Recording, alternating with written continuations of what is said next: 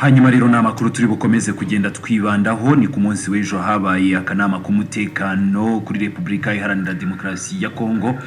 Ku munsi w'ejo rero ni byinshi byahavugiwe twakomeje kugenda tubikugezaho nk'ubwo ku munsi w'ejo twakugejejeho raporo ya Bintou Keita ku mutekano muke mu burasirazuba bwa Repubulika Iharanira Demokarasi ya Kongo. Twakugejejeho uruhande rw'igihugu cy'u Rwanda n'u Rwanda rwari ruhagarariwe na ambasaderi Olivier Nduhungirehe watanze ukuri kose ku buryarya ndetse no kubogama kwa MONUSCO muri raporo zabo zipfuye zitagaragaza ngubwo uruhare rwa FDLR mu guhungabanya umutekano mu burasirazuba bwa Repubulika Iharanira Demokarasi ya Kongo.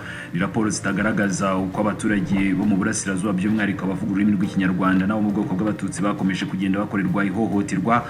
Twagiye tubigarukaho, ariko se kandi wakwibaza uti ibindi bihugu bitandukanye byo ahanini byanagiye bigira uruhare rukomeye cyane muri iyi ntambara byavuze iki? Ibyo bihugu ni ibihe? Wakwibaza uti Ubufaransa bwavuze iki, Ubwongereza bwavuze iki, Leta Zunze Ubumwe za Amerika, ibihugu byo mu karere nk'u Burundi n'abandi bavuze iki? Uyu munsi ndaza kugerageza kugenda nkugezaho zimwe rero mu mbwirwaruhame cyangwa se mucyo ibyo bihugu byagiye bitangaza ku bijyanye n'iki kibazo cyo mu burasirazuba bwa Repubulika Iharanira Demokarasi ya Kongo ko biragenda bidukundira. Muri aka kanya ngiye guhuriza hamwe igihugu cya Leta Zunze Ubumwe za Amerika ndetse rero n'Ubufaransa, twumve icyo bavuze. Ndahera kuri Leta Zunze Ubumwe za Amerika, mwomereze no ku ruhande rw'Ubufaransa. Ribaho hasi handitse subscribe, nk'ibisanzwe ni amakuru menshi uzajya ukomeza kugenda ubonera ku gihe. Leta Zunze Ubumwe za Amerika ziti: Thank you, Madam President. Thank you, SRSG, Bintou Keita, and Ms. Charlotte Swente for your briefings. It is essential that this Murakoze nyakubahwa Perezida, kandi ndashimira Bintou Keita na Charlotte Clement ni ku makuru akubiye muri raporo badutangarije. Ni ngombwa rero ko iyi nama n'umuryango mpuzamahanga bakomeza kubona amakuru ya nyayo kandi yizewe ku bibazo bikomeye byugarije abaturage ba Kongo n'abakozi ba Loni mu burasirazuba bwa Repubulika Iharanira Demokarasi ya Kongo. Leta Zunze Ubumwe za Amerika iramaganira kure cyane amagambo arushaho kuba ay'ubushotoranyi atangazwa n'abayobozi ba leta ya Repubulika Iharanira Demokarasi ya Kongo, u Rwanda cyo kimwe na M23. Harimo rero n'ibitutsi bigenewe ubuyobozi bukuru bwa MONUSCO, hamwe rero n'ibirego by'ibinyoma bivuga ko MONUSCO ishyigikira FDLR. Aya magambo ntiyemewe kandi aya ngaya akomeje kurebwa nabi cyane cyane rero ko atangazwa na leta y'igihugu cy'u Rwanda, igihugu gifite uruhare rukomeye cyane mu butumwa bw'amahoro bwa Loni.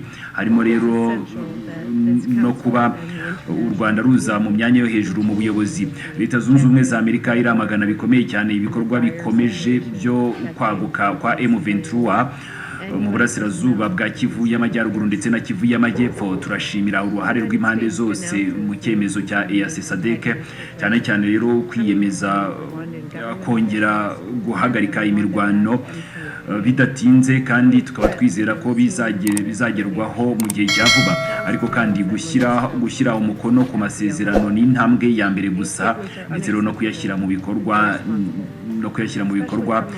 bigoye kurushaho. Tukaba rero tuzakomeza gukurikiranira hafi ibikorwa by'impande zose, kandi twiteguye rwose gufasha no gutanga ubufasha bwose bushoboka mu gihe ari ngombwa.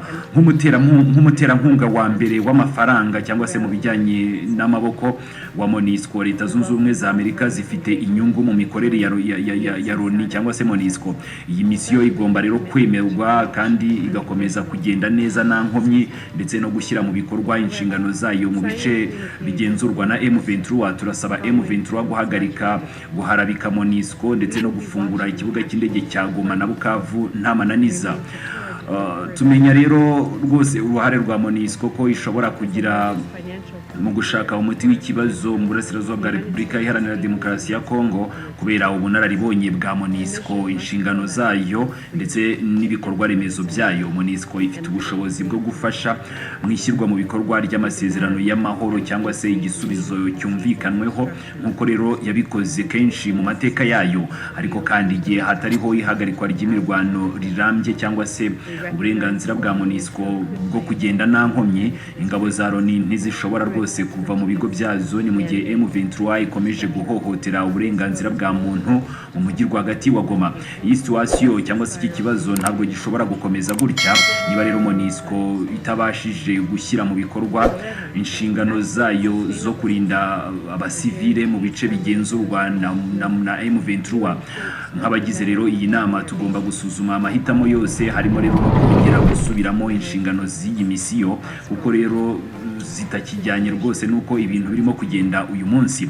Ni mu bice rero bitari mu maboko ya M23. MONUSCO iragira uruhare rufatika mu gucungira umutekano abaturage muri Repubulika Iharanira Demokarasi ya Kongo, harimo no kohereza ingabo byihuse mu rwego rwo kurinda abaturage ku bitero by'inyeshyamba. Turakangurira ingabo za Repubulika Iharanira Demokarasi ya Kongo n'iza Uganda guhuza ibikorwa byazo na MONUSCO ndetse no gushyigikira imbaraga zishyira mu kurinda abasivile, guhagarika ibitero by'inyeshyamba ndetse no gukumira ibitero by'iterabwoba. Turemera umwanzuro wa SADC wo gusoza inshingano za SAMIDRC kandi turubaha rwose ingabo zasize ubuzima barengera umutekano w'abaturage ba Repubulika Iharanira Demokarasi ya Kongo. M23 n'ingabo z'u Rwanda bagomba kohereza mu buryo butekanye kandi bwumvikanyweho bwo gucyura ingabo za SAMIDRC hamwe n'ibikoresho byazo byose. Ni mu gihe rero ibiganiro by'amahoro mu karere bikomeje, tuributsa ko hakwiriye kwirindwa gusubiramo imbaraga zisa, ahubwo rero hakifashishwa uburyo busanzwe buhari kandi bufite ubushobozi burimo rero n'ubufasha MONUSCO ifite inshingano zo gutanga ndetse n'ibindi. Byongeye kandi niba ibihugu byo mu karere bitekereza uruhare rwa MONUSCO muri ibi biganiro, bagomba rwose kuyemerera kugira uruhare rugaragara muri ibyo biganiro. Ni nyuma y'amezi abiri M23 yigaruriye umujyi wa Goma ndetse vuba ahangaha na Bukavu yewe na Walikale, twongeye gushimangira ko ari ngombwa gushyira igitutu gihoraho ku mpande zose kugira ngo zigire ubushake bwo gukemura iki kibazo cya Repubulika Iharanira Demokarasi ya Kongo, by'umwihariko mu burasirazuba binyuze mu nzira za diplomasi. Tugomba rero kureka ibitekerezo by'amayeri y'intambara z'igihe gito, ahubwo rero tugashyira imbere amahoro arambye abikesheje ishoramari mpuzamahanga ndetse rero niryo mu karere ryatuma rero akarere k'ibiyaga bigari kabyaza umusaruro umutungo kamere w'icyo gihugu cya Repubulika Iharanira Demokarasi ya Kongo. Ndabashimiye cyane. Powered by regional and international investment that allows the Great Lakes region to benefit from its vast natural wealth. Thank you. Uwo rero n'uhagarariye Leta Zunze Ubumwe za Amerika mu muryango w'abibumbye ati tugomba gusaba u Rwanda na M23 ingabo za SAMIDRC cyangwa se ingabo za SADC ngo zigasubira iwabo mu mahoro, bafungura ikibuga cy'indege cya Goma na Bukavu kandi zigasubizayo ibikoresho byazo. Uruhande rw'Ubufaransa ni uruhe cyangwa se Abafaransa baravuga iki muri Loni? Reka dukomeze tubumva. Thank you, Madam President. I wish to thank the Special Representative of the Secretary General, Ms. Bintou Keita, for her briefing, but particularly for her action and for the work of MONUSCO in the Democratic Republic of the Congo. I thank the Secretary General of the Danish Refugee Council, Ms. Charlotte Slenter, for her briefing, which was incredibly human and tangible. Through these statements, we have taken stock of the serious nature of the security and humanitarian situation that continues to weigh on the people of North and South Kivu. These situations are worsened by the offensive launched by M23 with the support and participation of the Rwandan Defense Forces. Once again, in 3 decades of conflict, the east of the Democratic Ndashimira intumwa idasanzwe y'umunyamabanga mukuru wa Loni Madamu Bintou Keita ni ku makuru yatangaje, ariko by'umwihariko ni ku bikorwa bye byo gukomeza gukaza ndetse no gufatanya na MONUSCO muri Repubulika Iharanira Demokarasi ya Kongo. Ndashimira kandi umunyamabanga mukuru w'inama y'abimukira y'ubwami bwa Denmark Madamu Charlotte Slenter ku makuru yatangaje.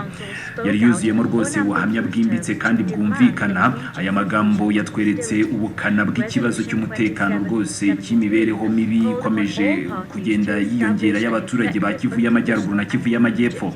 Ibibazo bikomeje gukazwa n'ibitero bya M23 bishyigikiwe kandi bikomeje kugenda bigaragara ko bifashwa n'igihugu cy'u Rwanda nk'uko raporo za Loni zibigaragaza.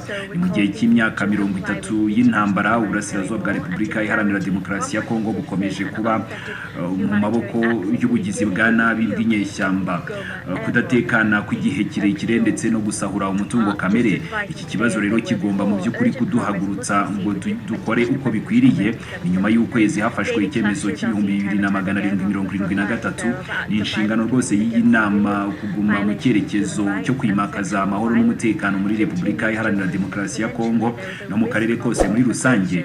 Inama y'umutekano yavuze mu buryo bugaragara ko hakwiriye guhita habaho ihagarikwa ry'imirwano. Mu cyemezo cy'2773 cyasabye impande zose gushyiraho ihagarikwa ry'imirwano ryizewe ridafite cyangwa se hatagize byinshi bisabwa kandi rikwiye mu by'ukuri guhita ritangira.